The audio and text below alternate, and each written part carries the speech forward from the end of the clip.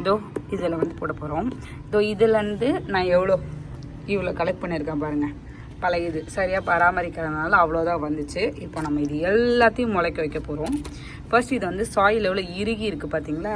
இப்போது இதை பாருங்கள், நம்ம வாங்கின டூல்ஸை வச்சு நம்ம இதை வந்து மணி நம்ம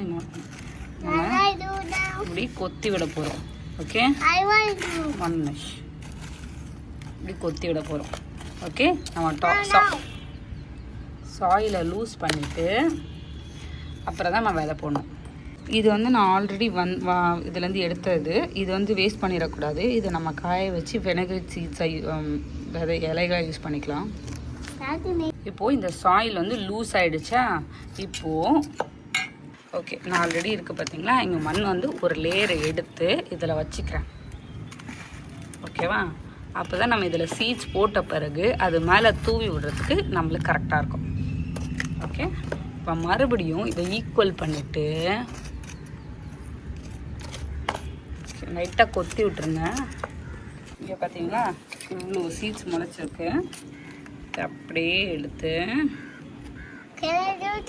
யூ கேன் டூ நல்லா இப்படி விதைக்க போட்டுருங்க. Don't waste anything also, be careful. Actually அதுலேயே முளைக்க ஆரம்பிச்சிருச்சு.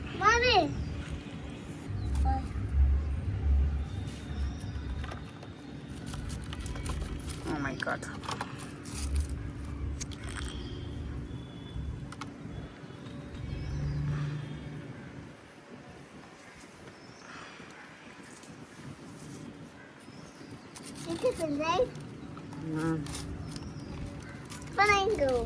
இப்போ இதுலேருந்து சாயில் எடுத்து ஜஸ்ட் கவர் பண்ண போகிறோம்.